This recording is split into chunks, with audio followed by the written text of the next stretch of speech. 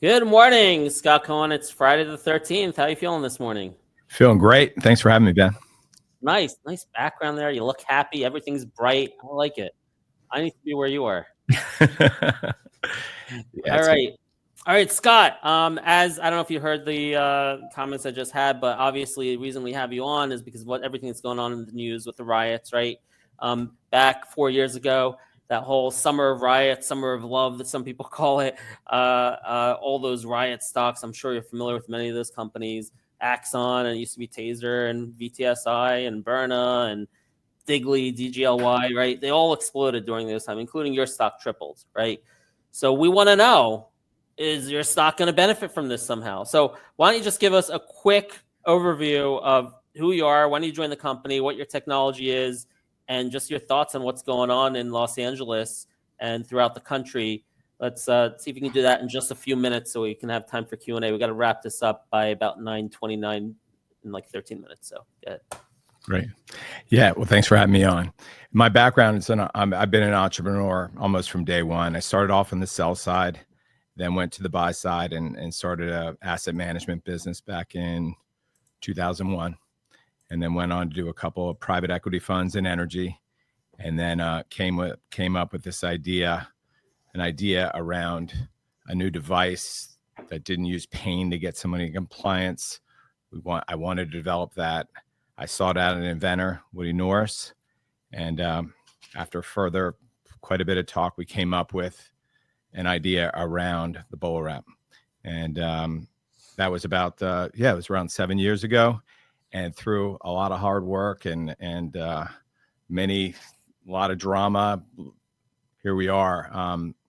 We've got a heck of a product right now that does solve a really big need in public safety. And I can just, because we don't have much time, what is that need? The need is, in policing today, there's been continued regulation that's swept in that makes it really hard for officers to use the tools on their belt today. They're typically they've got guns, pepper spray, batons, and tasers mostly. And if you just look at the restrictions through the new policies that have been created, it's making it awfully hard for those tools to be used. In fact, about 3 weeks ago, the Supreme Court just made a decision on a 9-0 decision that the totality of circumstances is now going to be, it's a new ruling. So now they're going to look at all the behavior leading up to the incident, which means that officers are going to be having more cautious how they approach an event, and everything. All this is going to be evidence now. So it's making it absolutely critical that when you come into an incident, you've got to have tools that support today's environment. And what's happening now in policing and public safety, and a lot of people don't know this, it's gone back to hands-on. They're not able to use their tools because the tools could be excessive. So now, as a result of policy, it's becoming hands, and our tool absolutely gives officers an advantage they've never had before, because this is a pre-escalation tool. It's before it actually escalates. And there's a lot of nuance to that in how you train it, how you deliver that training, the tactics around it, and also how you communicate is key. We're training that. We've got a device that goes with that. And that's why we think this device will be on every belt and every officer around the world, because this is the only thing out there that doesn't use pain to bring you in compliance. Every officer, are you saying like the growth that Taser had? Like eventually, Bigger. like you think? In my opinion, this is going to be used, and we're already seeing it used more than tasers in dozens of accounts. And I'd love to take credit for it, but I can't. It's happening organically without us. I think there's a video that my colleague Rhett is setting up in the background here. Rhett, is that ready? Let's see. Is there audio? I don't hear audio. I'm not hearing it. Rhett, why don't you reshare? Stop the share, reshare it. Make sure you click on the audio to share the system audio. So give me a thumbs up when you're ready on that, Rhett. Okay, sounds good. It's just music playing, so. Oh, it's just music. Well, okay, but anyway, we like music, so. Yeah. All right, go. All right. Imagine there's music. It's only music that we're missing. There we go. BolaWrap. There's something being shot there. I see something. Someone falls. Scott, what's going on? All right. I'm not seeing it. So You're not here seeing we it. go. We're seeing it. Okay. Here we go. All right. Well, I'm just catch it. So you saw the whole thing. Yeah. Look, Yeah. these events, there's 25,000 arrests a day in this country, and about 20% resist. Okay, in the so that's 5,000 resistors a day, and you have to use some level of force. What are they using? They're using their hands right now. It was different, very different 20 years ago, even 10 years ago.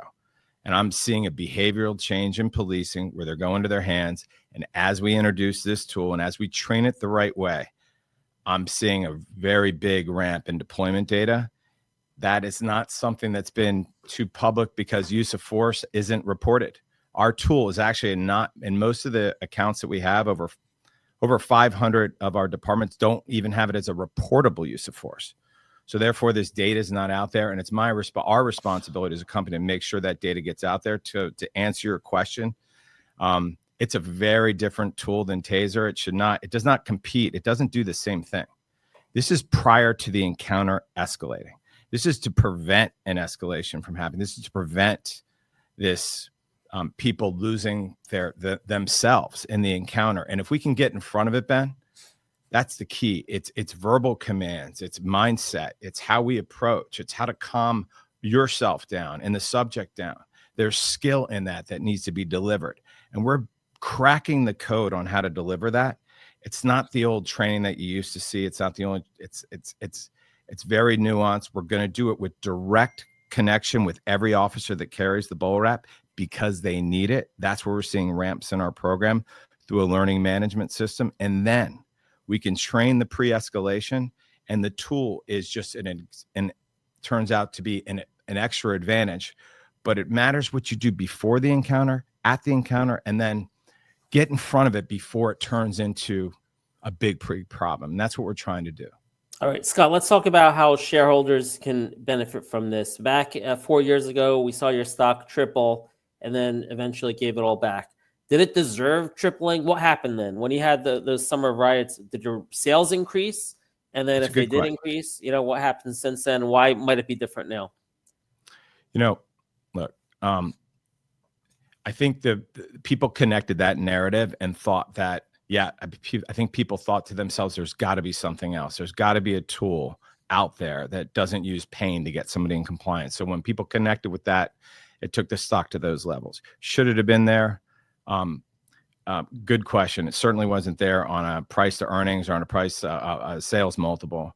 But I think people believed that once you get one or two big departments and it goes mainstream, it has to go through the rest of the country, and then it has to be adopted by the world. So this is the kind of thing where you get one or two departments with good outcomes, and it becomes a go-to on the belt. Not only the other departments in that area are going to have to, they'll take note, and they'll probably change behavior and likely take on a program, but the rest of the country is watching. We're getting covered closely by media. Every time there's a deployment, it's typically aired on television in that local market. Are you seeing, when you get unrest like this in the streets, does that directly result in more incoming phone calls from police departments? I would say in the last couple of weeks, huge spike in inquiries, asking for quotes, asking for demonstrations, wanting to talk to. So yeah, we see an absolute correlation to this activity. Okay. Yeah. And what about sorry. And what about Los Angeles? I looked at your conference call transcript, and you actually specifically called out Los Angeles and the prospects of winning them back. Apparently, they were a customer at some point, and then they left. And you talk about what you think you can win them back because now you have data that you didn't have before. Can you talk about that? Yeah. So there's a department right next to LA called Hawthorne. It's actually where the airport is. And Hawthorne's extremely active with our device. It's go-to. They use it more than anything on their belt. It's one of our top. It's a very active account of ours. The LA, I wasn't when LA was when we were piloting in LA, there was a variety of factors that kind of interfered with that pilot, including COVID and others. So I don't need to go into the excuses, but yes, it's not just LA. It's several major cities that had programs, and when we show them the new data, Ben, the conversation changed real fast, and they just asked for backup on that. How is it? I was trying to understand, why didn't you have data before, and how do you have that data now? We had no data. That was the problem. We had Why not? And what changed? How do you have it now? Brand new company. So we had just gotten in the marketplace. We're probably a year in with LA, so we really didn't have it. When I took over the job about 18 months ago, I came in, and the first thing I wanted is data. Let me see what's happening on the customer side. And unfortunately, it took a long time to get in my hands, and it took a lot of one-on-one meetings, phone calls, and relationships that we lean into to get the information. And Ben, that's what's driving me now. The data is so damn good and it's so compelling. I feel like when I'm in front of chiefs now and in front of departments, it's such an easier conversation because the data doesn't lie. And we're going to tell a data story, and it changes. And I've already done it with multiple big major cities, some customers or some pilot programs that we had that were high profile failures.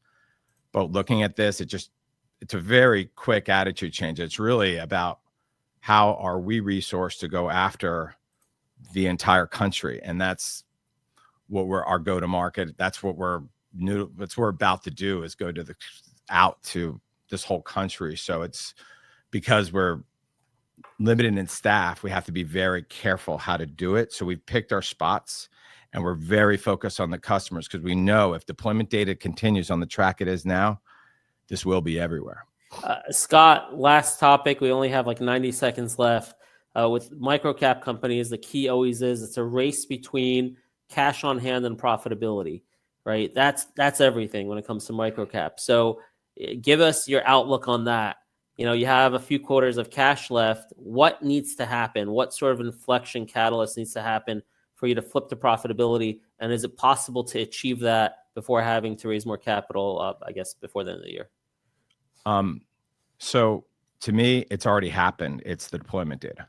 The product, the device is more stable. We're not seeing any mechanical failures at all. So the device is absolutely stable. So these deployments are going to drive more contracts for us. It's going to change. The behavior is changing. It's starting. So the more that we're able to share that data with customers, you'll see some high profile customers come on. We're going to share that data, and profitability is fairly simple. It's volume. We know what we spend a month. We know what the size of the business. Like, how many cities do you think you need to sign up to get to profitability? How many additional cities? Medium, normal size, average size. Yeah, I mean, we have ranges from 5 officers to 100,000 officers in different countries. So one of our this is public. I'm happy to share it. One of our decent sized customers has already several $1 million in BolaWraps, and they've indicated to the public that they're going up to 40,000. Well, that's over $80 million for us. Our cost structure is not going to, and just that's a portion of that's just a part of one contract. All right. Well, we got Scott, we don't have time. We got to look into that. Seems interesting. We'd love to get further updates from you in the future. Let's keep the conversation going, but we got to go. Market's about to open, and crazy stuff going on today. All right. Thank you, Scott. Thanks for having me. Bye-bye. Appreciate it.